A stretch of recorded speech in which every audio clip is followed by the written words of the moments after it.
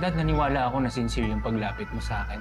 May hidden agenda ka. Gusto mo na naman akong gamitin para makuha yung gusto mo. Babalikan mo si Joanna. Di ako susunod sa gusto mo! Ito, tandaan mo, hanggat hindi mo ako sumusunod, kita kikilalaning anak. Naintindihan mo? Sana maniwala siya sa lahat ng nararamdaman ko para sa kanya. Na hindi ko talaga siya niloloko. Nung naitulak ko si Ina, bakit di pa siya nalunod? No, I could have never forgiven you kung may nangyaring masama sa kanya. You've been with me sa lahat ng mga pinagdaanan ko. Ngayon, gusto ko naman iparamdam sa'yo na nandito rin ako para sa'yo. Istorya. No, girlfriend ko na yung ate Ina mo. Uy! Ito namang si Joanna. Nagmamatigas pa rin. Nagawan ko na ng paraan yan. I-let go mo na yung restaurant mong yan eh. Dahil yan na lang po pwede maging solusyon para makapagbayad tayo ng mga loans natin. Planong agawin ni Ina ang resto mo kasi yun ang dating Oreyas. Ano ba makakasakit kay Ina? Kundi ang mawala at masira ang bagay na gusto-gusto niya makuha.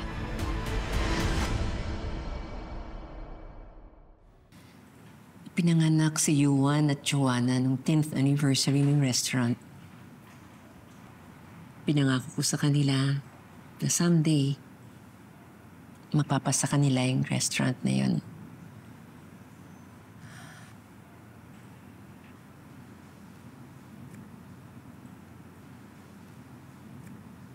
This is their legacy.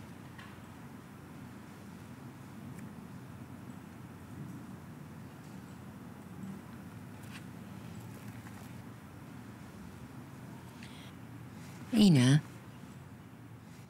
sino sila? Mga apo ko rin ba sila?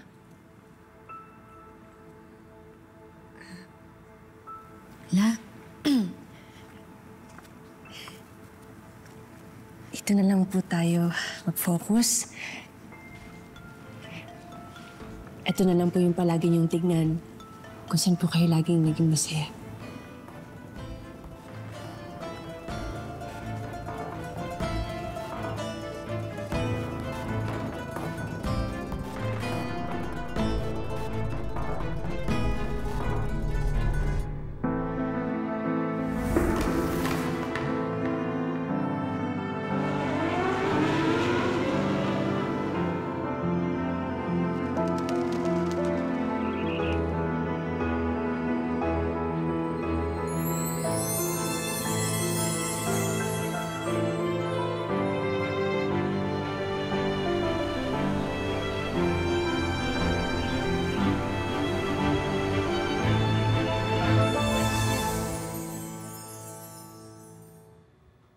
Orders complete na po.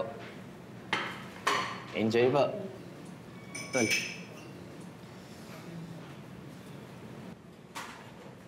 Madami na. Ang ayos ka lang ba?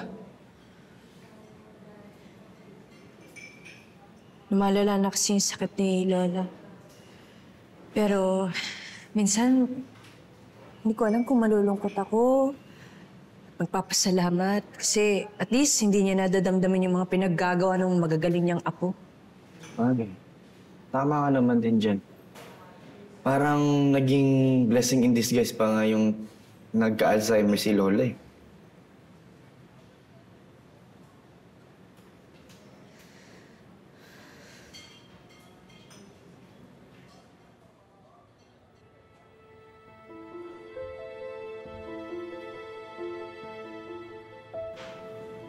Ano yun? Ha? Yun, oh.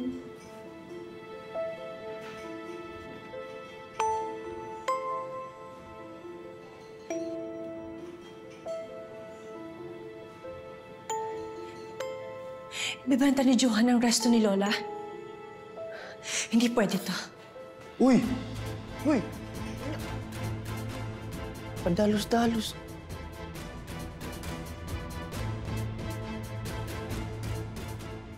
Yes, Mrs. Castro, my assistant will send the details. Thank you. Goodbye. Ang dami na agad interested na buyers dahil sa mga kinontak ni Mommy at Tito Charlie. Oh my gosh, I'm so excited. Pero medyo hassle din eh. Kasi parang, they're also greedy and needy at the same time. Joanna, di ba? Anong karapatan mo para gawin to kay Lola? Wala ka na talagang mapapahalagay, no? So, you came here para magdrama. Ang kapal din naman talaga ng mukha mo, no? Napagsabihan ako ng ganyan dito sa loob talaga ng restaurant ko. In case na nakalimutan mo, this is mine. I can do whatever I want here. Hindi ka man lang ba nakukonsensya? Hahayaan mo ibang tao yung makinabang dito sa pinaghirapan ni Lola? Kahit kailan pabida ka talaga, Ina. Kunwari ka pang good girl with the best intentions. But the truth is, gusto mo lang talaga maagaw lahat. You know what, Ina? You're so greedy. Why don't you eat first?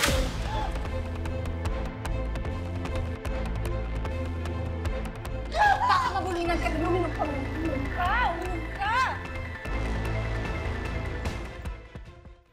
Grabe, bakit kaya nila binibenta yun?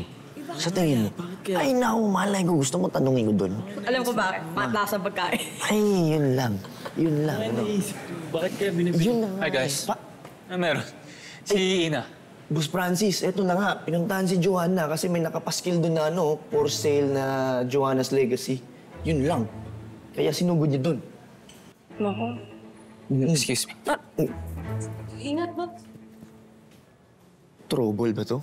Trouble to, men. Trouble to. Yan! Stop for messing with us! Kulang pa yan!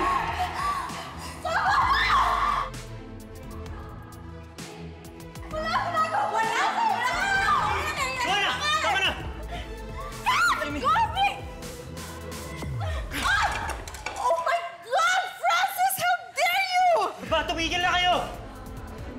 Sumusobra ka na kasi, Joanna. You're acting like a freaking psycho! A psycho? Ha talaga? Get out of here!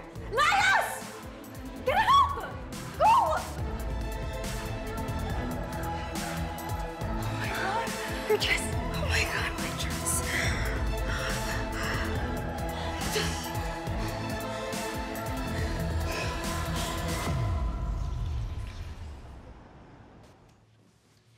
Here are the documents. Andiyan na rin yung titulo ng restaurant ni Joanna. Lani, ganito ang gagawin natin. Palalabasin natin, after ng bentahan, lahat ng pera ibinayad natin doon sa rooms. Pero diretso sa bulsa natin. Yeah. Bravo! Alam mo, very effective ang ginawa mong panggigipit kay Joanna. At nakatulong din na nagamit natin ang obsession niya sa pakikipagkumpetensya kay Ina. So, what's next? Hello mga kapuso! Enjoy your favorite GMA Pinoy TV programs including Shining Inheritance on YouTube TV for only $14.99 per month. Plus, you can also access the GMA Live TV and GMA News TV channels for more news and lifestyle updates. Kaya subscribe na mga kapuso!